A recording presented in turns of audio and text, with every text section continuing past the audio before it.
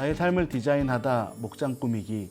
오늘도 하나님의 말씀으로 나의 삶을 멋지게 디자인해 보는 것은 어떨까요? 첫 번째 디자인은 나의 삶을 통해 보는 유어 스토리입니다.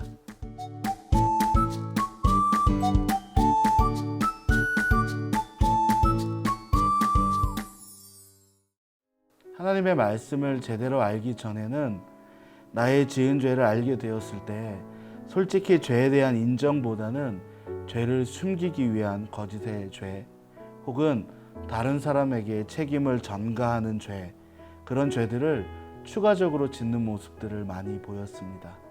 또한 내 죄가 드러나지 않았을 때는 스스로 죄 속에 있음을 알고도 다른 사람이 모른다는 사실에 안도감을 느끼기도 했습니다.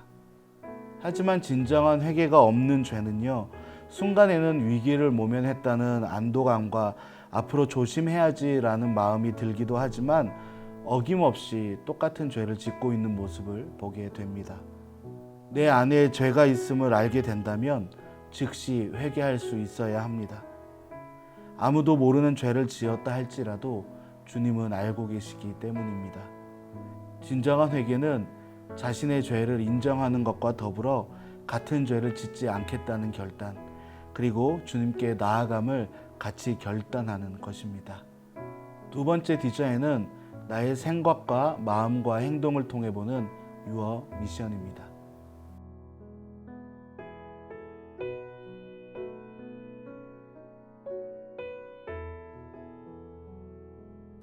죄라는 것은 그저 드러나지 않거나 내가 죄에 대한 마음이 있더라도 그것이 행동으로 드러나지 않으면 괜찮은 것이라 생각했습니다.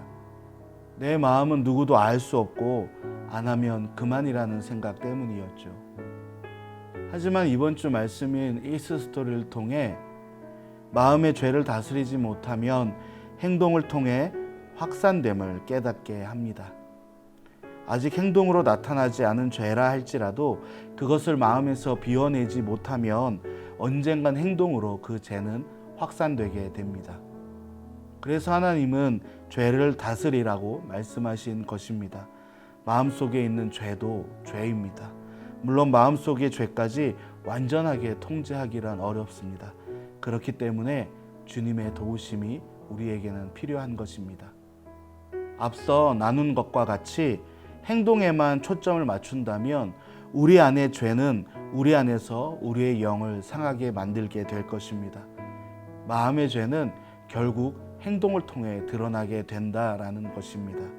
예를 든다면 누군가를 미워하는 마음은 아무리 참으려고 해도 미워하는 상대방에게 그 마음이 행동으로 드러나게 됩니다. 처음부터 마음의 죄를 건너뛰고 행동으로 나오는 경우는 아주 드뭅니다.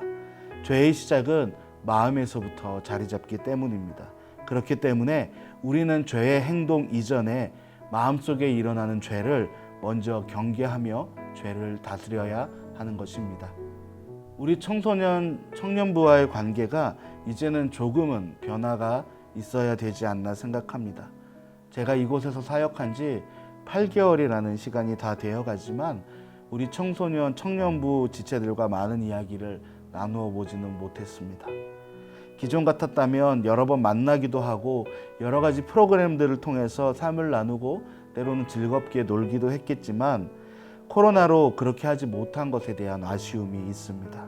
죄라고까지 생각하진 않지만 누군가를 생각할 때 한정된 이미지로만 생각할 수밖에 없기 때문에 어떤 행동에 대해서 제가 오해할 수도 있기 때문입니다. 그것이 오랜 시간 지속되다 보면 어떠한 문제에 있어서 누군가에 대한 오해가 깊어지게 될 수도 있고요. 그것이 죄로 발전할 수도 있기 때문에 저는 그런 부분들을 경계하고 있습니다. 그렇기 때문에 저와 여러분들과 조금 더 깊은 소통의 관계가 필요하지 않나, 그런 관계가 되어야 하지 않나, 그렇게 저는 생각하고 있습니다. 여러분들은 어떠신가요?